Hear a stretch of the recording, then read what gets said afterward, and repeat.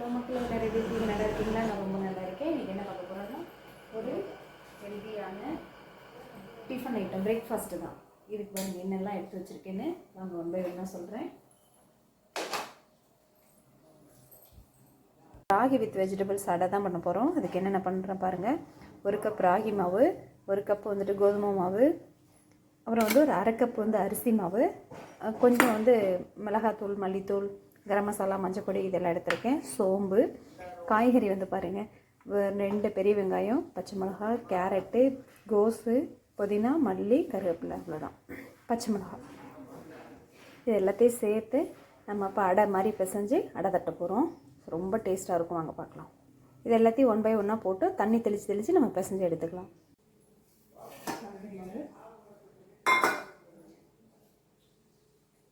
கோதுமை, அரிசி மாவு, மசாலா, சோம்பு,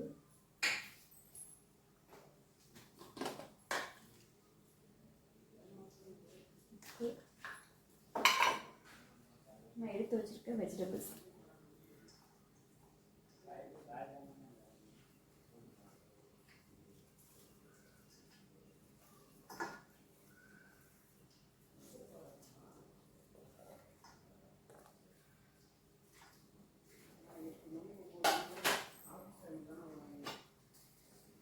கொஞ்சம் பெருங்காயத்தூள்.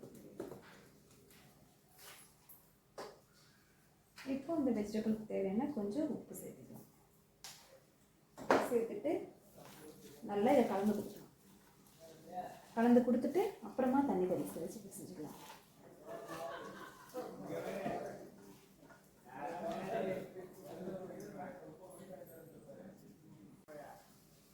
இந்த பக்குவத்துக்கு பிசைஞ்சாச்சு. இப்போ வந்து நம்ம தண்ணி தெளிச்சுக்கலாம்.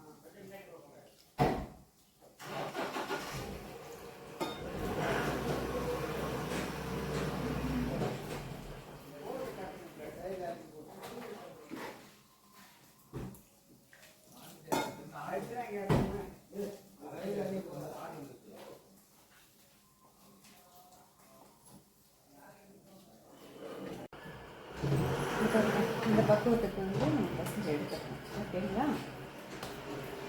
இப்போ வந்து கல் சூடாகிட்டு நம்ம அடை கட்டிக்கலாம். இப்போ நான் எடுத்த மாவு, வெஜிடபிள்ஸ் எல்லாத்தையுமே சேர்த்து போட்டுட்டேன். போட்டுட்டு உங்களுக்கு வேணுங்கிற அளவு போட்டு பசஞ்சிக்கோங்க. நான் எல்லாத்தையுமே சேர்த்து போட்டேன். சூப்பராக இருக்குது.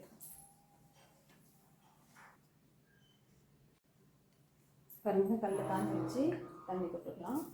இது வந்து வாழை இலை இருந்துச்சுன்னா அதில் கூட நம்ம வந்து தட்டி அப்படியே போட்டுக்கலாம். நான் வந்து டைரெக்டாகவே வந்து கல்லில் போடுறேன். சரிங்களா? தண்ணி கையில் எடுத்துக்கலாம்.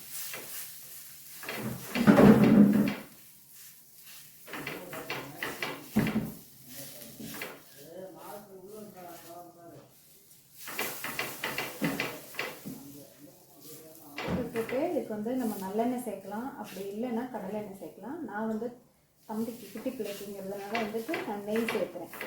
நெய் சேர்த்து கொடுக்கலாம். இதுக்கு சர்க்கரை மட்டுமே வச்சு சாப்பிட்டா டேஸ்ட்டாக இருக்கும்.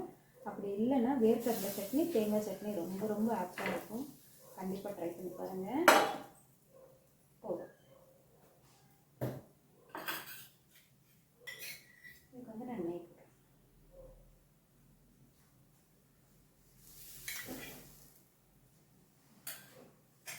நல்லா சிம்மிலே வச்சு வேகட்டும். பரட்டி போட்டாச்சு.